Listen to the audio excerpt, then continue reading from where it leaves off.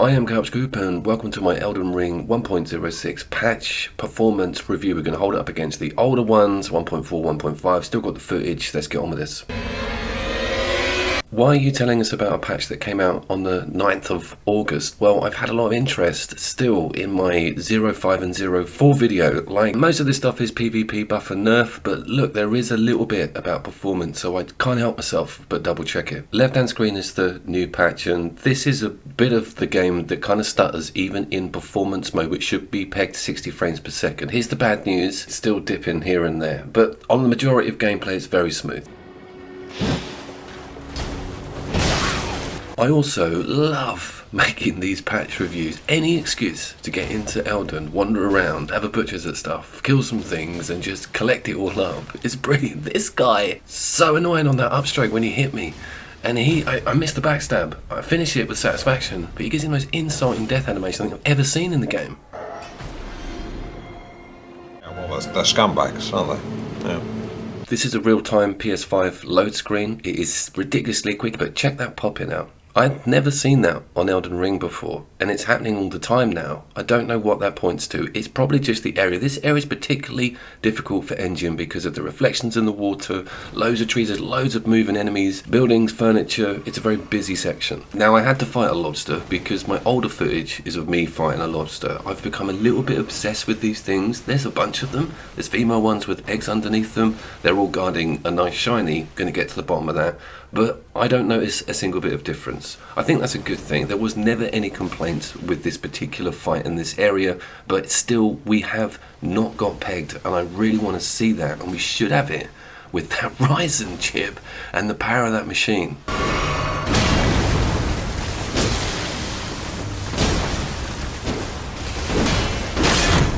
It sits at a constant 60 when there's nothing going on. Of course it does, it loves it. It's beautiful. It's one of the most beautiful open world games available on the system. I say that hand solely on heart, no pun intended. Do these little performance issues put the game down at all? Sometimes. When combat's really heavy, and we're going to look at it in a second, it can get to you because you could totally understand if this was the PlayStation 4 Pro, and it's not. It's an 8th generation system and it's just gone up 50 quid in bloody cost. So I want to see impeccable performance on the game. Incidentally, Sean, I did ask, but the PC people are also having problems with it. It's not a system thing, it's just the guys at From. They can tweak something at the back end and get this performance better on the performance mode. It is not a big ask.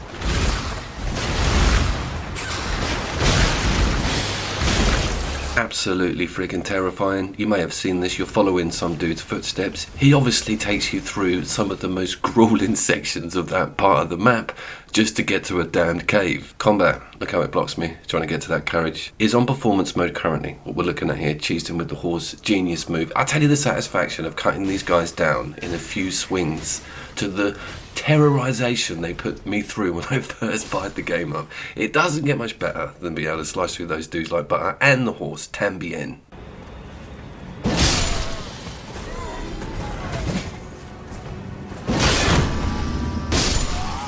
So this is fine. It's not pegged, but it's not dipping and staggering and causing me issues. And we've got nearly double figures of people on screen, and this was always a trouble area with the game's performance. Switching it out to fidelity mode during combat is something only a boss YouTuber like my good self does, but we straight up see some issues. It is a huge blow to the system. So that makes me think maybe it's a bit closer to 60 on the performance mode than I think, because this was a bit of a nightmare, but we are in the deep end with the amount of active enemies on screen.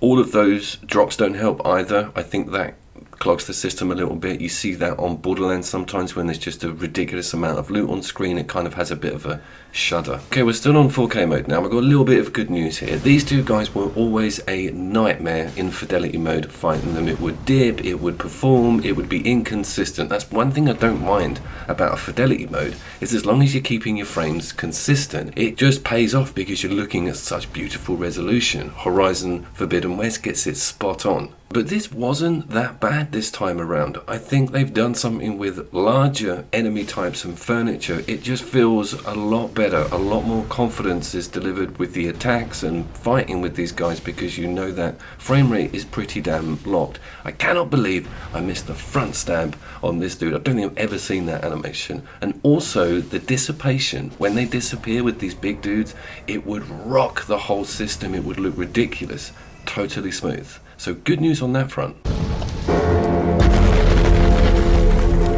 So there is still quite a little bit of work to be done. This patch isn't the Hail Mary on the Elden Ring's performance issues, and it wasn't billed as that either, but I always want to check. They're not going to scream and shout about fixing their performance issues too loudly in a patch, because it points out that there are performance issues and developers don't really want to do that. So you have to make sure you look at every single update. You might be one of the randoms that I've duped into listening to me for 6 minutes about the Elden Ring. If so, and a taste in the corner, I love good looking PlayStation 5 games, uploading in 4K, 60 frames per second, just really making a big fuss out of how awesome some of these games look. Come on over. Also, we've got split screen and couch co-op content. Number 9 is on the line. A theater.